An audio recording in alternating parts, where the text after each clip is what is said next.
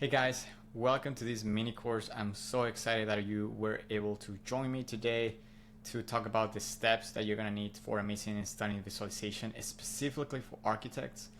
I know that many other courses out there, they talk specifically for architectural visualization or 3D artists, and they talk on tools that are not specifically for architecture. They talk about tools of 3ds Max and Corona and V-Ray, but the good thing about this is that we focus here on creating stunning visualizations for architects with architectural tools.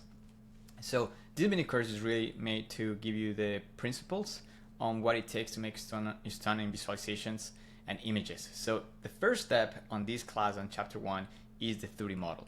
So the 3D model see it as a blueprint of the design, and it's pretty much the core framework that everything depends on. So I'm going to give you 5 tips that you can that your building or your project needs for a high quality 3D model. So let's start with clean geometry. You really want to start with clean geometry. You really want to make sure that you are going to be doing changes in the architectural process. They're going to be conceptual elements, and the project is going to be evolving. The client's going to be taking new decisions. So you want to make sure that you keep the project as clean as possible, and no things are overlapping. And if you don't need them anymore, put them on a layer that you're like on a specific layer that is not going to bother any of the other geometries, or just delete it.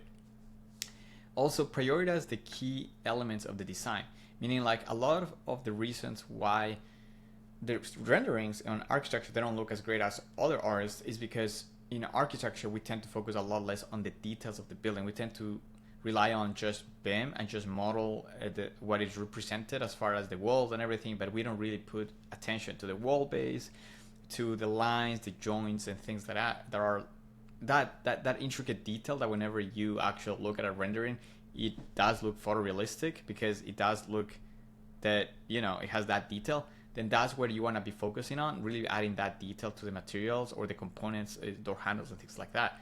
Now, if you are in the conceptual part of the project, this might apply maybe to a less level, but you still want to make sure that you add details for them to give you that sense of reality, even if it's in a watercolor and sketch sense of things. The other one will be to organize the model. Like, you want to make sure that the model is organized in a way that is gonna make you efficient. So you want to make sure that everything is organized on layers, or on specific colors. So whenever you are having to change materials or things like that, you are not having to repeat processes again. So you want to make sure that you keep everything organized. The last one, not the last one, the fourth one will be a high level of detail. And as I mentioned this before, even if you're in a conceptual or level, you want to make sure that whenever you create an image, it still has those lines that define the elements, or actually put texture or pattern to a material. So you want to make sure that if you are doing like for instance a wall tile, right, you want to make sure that you at least see those joints, so you actually express that it's a tile and that it has a specific pattern or shape.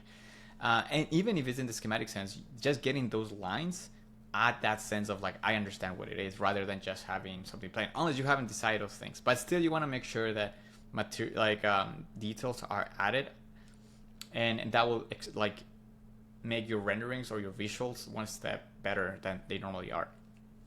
And the last one is, we're going to be touching more about this one later, but it's context. So from the beginning, start kind of already thinking about the context of the building, and start kind of thinking about the specific ways you want to place your camera, right? Like context, like you make sure that, okay, what sort of plants do they have? Are we in a mountainy part?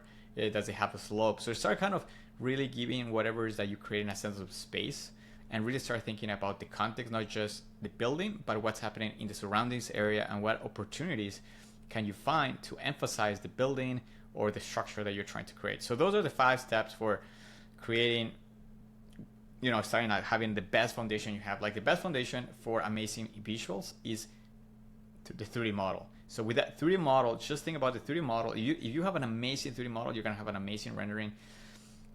If you have a bad model, very hard to create a hard rendering, because you're going to have to do a lot of post-production. So I hope this served you. Always start with a very strong 3D model, put a lot of attention to the 3D model, and I'll see you in the next lesson.